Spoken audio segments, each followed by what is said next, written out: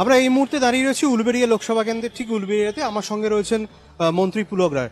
দাদা, 7টা বিধানসভা এবং এই পুরো উলবেড়িয়া লোকসভা কেন্দ্রে কিরকম ভোট দেখলেন আপনি?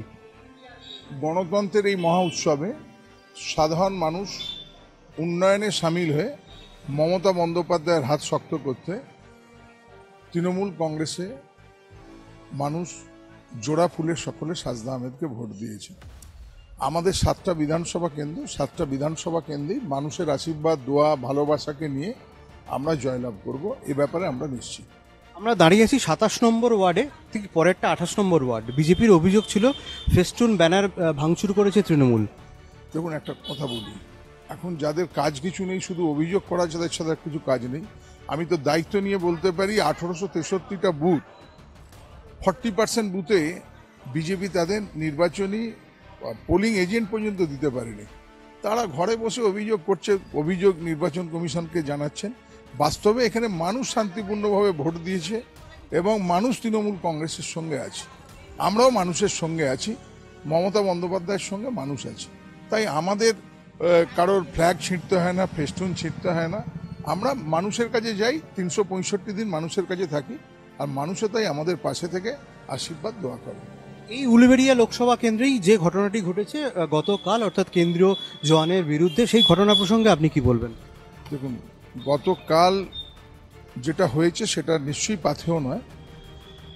কেন্দ্রীয় বাহিনী আজও নানান জায়গায়, অ্যাকচুয়ালি যেমন বিজেপি তো মাঠে ঘাটে কেউ নেই, পোলিং এজেন্টও নেই, ক্যাম্পও নেই। অন্যান্য রাজনৈতিক দলেরও তো ততই অবস্থা। সিবিআই ইডি দিয়ে যেমন বিজেপি রাজনীতি করছে, ঠিক তেমনিভাবে এই নির্বাচনে দেখা গেল সেন্ট্রাল ফোর্সও কিন্তু যেন মনে হচ্ছে বিজেপির একটা উইংস, তাদের উইংস হিসেবে কাজ করে। তাদের অ্যাটিচিউড, তাদের আবভাব, ঠিক আছে, সাধারণ ভোটারের সঙ্গে খারাপ ব্যবহার করছে, সাধারণ ভোটারের সঙ্গে তাদেরকে ঢুকতে দিচ্ছে না। এরকম অনেক জায়গায় আজকে অভিযোগ এসছে। বিষয়ে কি আপনারা নির্বাচন কমিশনকে জানিয়েছেন? একাধিকবার জানিয়েছি, ঠিক আছে। নির্বাচনের বিজেপির হয়ে কাজ করার তাদের একটা প্রবণতা আমরা লক্ষ্য করছি। গত বছর 81%-এর বেশি ভোট পড়েছিল, এবছর ভোট শেষ হয়ে গিয়েছে, এখনো পর্যন্ত পার্সেন্টেজ হাতে আসেনি। কি মনে হচ্ছে কত পার্সেন্টেজ বাড়তে পারে বা কমতে পারে? এখনো পর্যন্ত প্রায় 70%-এর উপরে ভোট পড়েছে।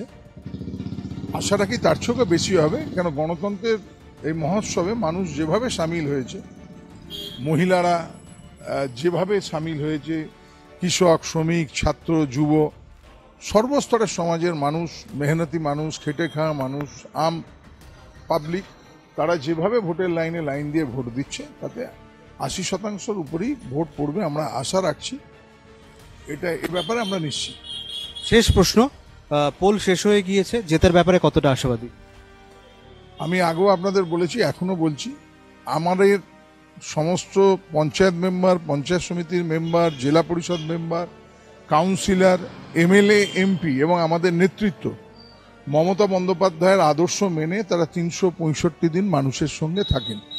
তাই 365 দিন আমরা থাকি শুধু নয়, মামাটি মানুষের সরকারের যে সমস্ত পরিষেবা মাননীয় মুখ্যমন্ত্রী যেগুলো চালু করেছেন, লক্ষ্মীর ভাণ্ডার, কন্যাশ্রী, রূপশ্রী, সমস্ত কিছু, রাস্তাঘাট, পানীয় জল, বিদ্যুৎ, আমরা মানুষের পরিষেবা দিই। তাই মানুষও, আমাদের মানুষের প্রতি বিশ্বাস, আমরা জেতার ব্যাপারে 100% নিশ্চিত, কেন মানুষের প্রতি আমাদের আস্থা আছে, আর মানুষেরও মমতা ব্যানার্জি তৃণমূল কংগ্রেসের প্রতি আস্থা আছে, বিশ্বাস আছে। অর্থাৎ এক কথায় বলতে গেলে বলা যেতে পারে যে উলবেড়িয়া লোকসভা কেন্দ্রে তৃণমূল কংগ্রেস প্রার্থী সারজা আহমেদের জয়ের ব্যাপারে 100% আশাবাদী মন্ত্রী পুলক রায়। আর বিরোধীদের যে অভিযোগ, সেটা শুধুমাত্র যে অভিযোগের জন্যই অভিযোগ, তার কোনো বাস্তবতা নেই বলে দাবি মন্ত্রী পুলক রায়। ক্যামেরায় আনন্দের সঙ্গে অর্পণ, কলকাতা টিভি।